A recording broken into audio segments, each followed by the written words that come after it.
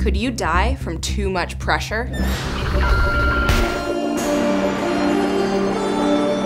Hi, I'm Megan, and welcome to Scary Symptoms, a show where we come together in panic and laugh a little about how scary our bodies are. Today I'm sharing the story of Sydney, a 19-year-old bassist and songwriter for her band, Fuchsia Nebula. She's been really excited to finally get to play some shows around town, because before she started getting gigs booked, she just played in front of her friends or on the occasional live stream. A real audience was gonna be a huge step up in credibility, but she was worried that no one other than her family would show up. Their band had a big online fan base, but internet people tend to stay at home. Before her show at the sickest venue in town, she peeled through the curtain to check if anyone had shown up, and to her surprise, it was already packed. Suddenly, Sydney felt like she was forgetting how to breathe. Her chest felt tight, and no matter how hard she tried, it felt like every breath was shallow, and it wasn't reaching her lungs. Maybe I'm having a heart attack, she thought. She knew that it was probably unlikely for someone of her age to get a heart attack, but she knew it was possible, because when Sydney was 8, she witnessed her babysitter have a heart attack right as she was tucking her into bed. This was horrifying, for many reasons, as you can imagine, but it was exceptionally peculiar because her sitter, Samantha, was only 17. Samantha had arrhythmia due to hyperthyroidism. An overactive thyroid can throw your heart off from its natural rhythm and actually increase the risk of heart failure.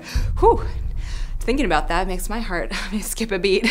But before she could think of any other symptoms, she got distracted by the loss of feeling in her hands. Sydney's arms started to go completely numb. Her paranoia started to focus on the possibility that maybe she was having a stroke. She remembered listening to this podcast where Aubrey Plaza shared a similar feeling when she had a stroke at age 20. Aubrey mentioned her stroke didn't allow her to talk, and the friend she was hanging out with thought Aubrey was just joking around when she attempted to signal for help. Sydney wasn't sure if she could talk either. At this point, she almost felt outside of herself, like she was having an out-of-body experience. It was getting close to showtime, and Sydney was in no place to get on stage. This feeling was cripplingly scary. Sydney thought she might die. Was it a stroke? A heart attack? What else could be making Sydney lose her cool? Turns out, Sydney's life was not in immediate danger. Her older sister came backstage to wish them good luck before the show, and as a sufferer of anxiety herself, she instantly recognized the telltale signs of a panic attack. A panic attack is an out-of-nowhere episode of intense fear that can trigger several physical reactions when there's no real danger. Rapid pounding heart rate,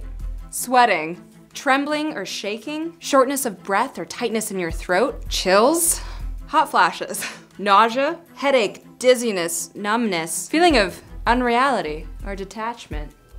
Many adults will experience one or two in their lifetime. After following her sister's lead to focus on slow, deep breaths, Sydney's feeling of impending doom began to fade. The show would have to start fashionably late, but Fuchsia Nebula was no doubt gonna go on. So if you find yourself in a similar state of panic as Sydney, guide your mind to think positive thoughts. Might seem cheesy, but it's more powerful than you'd expect it to be. The first time it ever happened to me, I thought I was allergic to a candle in my middle school's library.